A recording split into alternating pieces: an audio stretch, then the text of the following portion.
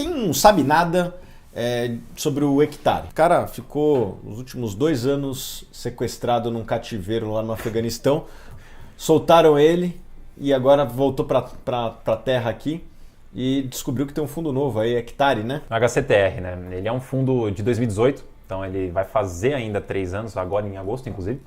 Ele é um fundo de papel, então ele é um fundo de papel que investe em dívidas imobiliárias, mais especificamente naquelas envolvendo construção. Então, loteamento, multipropriedade, coisas desse tipo é o foco desse fundo. E por ser um fundo high yield, que foca em taxas maiores, em ter uma rentabilidade maior, se expor mais ao risco, ele acabou pagando bastante, que foi justamente o porquê que ele se popularizou tanto desde praticamente o momento que ele nasceu. Assim, ele teve alguns meses ali meio desconhecido, depois passou isso, só realmente subiu em termos de patrimônio, em termos de cotista, de rendimento, ele se popularizou realmente. Você poderia dar um exemplo de uma operação que você conhece deles, assim, ou a operação média que ele faz? Se você olhar no portfólio dele, você provavelmente vai ver várias coisas envolvendo Gramado. Então, hotéis em Gramado, e a gente consegue ver taxas, por exemplo, coisas como IGPM. Agora já mudou um pouquinho, porque houve uma mudança no portfólio, mas a gente via coisas como IGPM mais 12, mais 13, até IGPM mais 17, a gente já viu, que são realmente taxas exorbitantes. Então, você vê que ele se expõe a um setor que tem potencialmente uma certa insegurança aí sobre o retorno sobre a garantia do retorno, o setor hoteleiro, numa outra região, ainda mais nesse tipo de operações com taxas tão altas, a gente fica naquela dúvida de será que as pessoas, né, os devedores vão conseguir honrar com esse tipo de compromisso? Então é realmente um fundo que se expõe a esse tipo de setor com taxas muito altas e, enfim, trazendo esse retorno aí, tentando trazer esse retorno acima da média. Beleza, e é um fundo que cresceu bastante, já tem 1,7 bi, né? Como é que foi esse crescimento? Foi assim, emissão atrás de emissão. Esse é um daqueles fundos que, junto com o Iridium e os outros high yield, vem fazendo emissão atrás de emissão, sempre restrita, o que agiliza as coisas e sempre em escala maior. Então ele está até com uma emissão em andamento. A gente tem aqui o dado atual de 1,7 bilhão de patrimônio, mas se ele fizer a captação total dessa emissão que está em aberto, ele vai para mais de 2 bilhões. Acho que é 2,3 se ele captar tudo. Então ele vai virar ainda um dos maiores fundos da bolsa de papel. Legal. Vai passar o Iridium? O Iridium também está em emissão. Ele está em emissão, então provavelmente não vai passar por conta disso. Mas as duas emissões, inclusive, são de 600 milhões. A do Iridium e a do HCTR. Bastante dinheiro. E fala um pouco aí da taxa de administração e a taxa de performance, né? O pessoal lá deve ter ganhado uma bela performance aí nos últimos meses, certo? Exato. A taxa de administração ela não foge muito da média, é 1,2% ao ano, levemente acima da média, sim, mas a taxa de performance é onde se destaca um pouco, porque é 10% do que exceder 100% do CDI. Então é uma taxa envolvendo o CDI, sendo que o portfólio é mais IGPM e IPCA. E me fala uma coisa, muitos investidores vão em ferramentas como Funds Explorer, FIIs, etc., e elencam lá do maior para o menor o dividendo.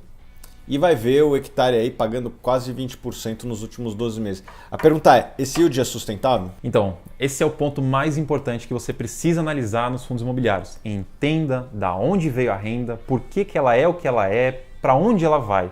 E não é sustentável nesse patamar, porque se você olhar 2020, o IGPM começou a acelerar de uma forma assim que a gente nunca viu. Ele chegou aí a quase 40% no acumulado. Então é um valor realmente de outro universo.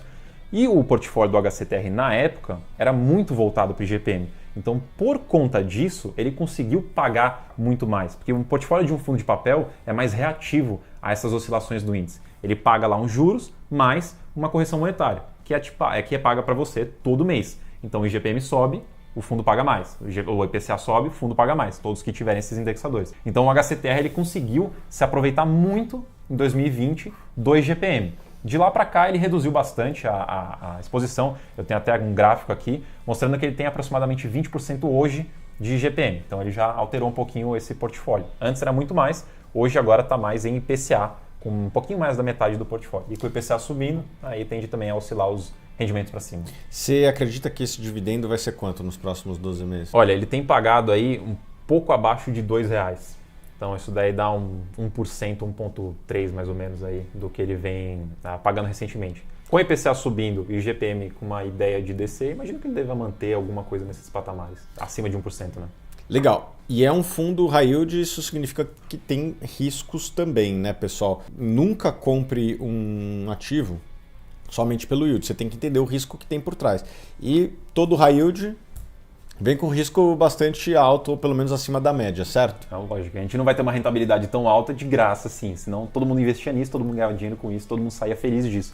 Mas não, é porque ele se expõe realmente a um setor que é mais arriscado. Que nem eu mencionei, construção tem muitos riscos ali, ainda mais dependendo do setor da construção, mais risco ainda. E tem um detalhe também, fundo de papel pode ter uma senioridade nas cotas ali. Então ele pode se expor a um tipo de cota de um CRI, que é mais arriscada que a outra. No caso aqui a gente tem um gráfico também que mostra que ele está um pouco mais de 60% na cota sênior, que seria a cota mais segura, a que tem preferência de receber os rendimentos. Mas ele tem ali mais ou menos 1/4 do portfólio em subordinadas, que seria justamente a outra ponta. Aqui não tem preferência de rendimento, tem aí um risco de não ter o rendimento caso dê algum problema no pagamento das dívidas e tudo mais, mas tem uma rentabilidade a mais por isso. Então ele se expõe a esse risco também, além do risco do setor, tem esse risco também do tipo do CRI.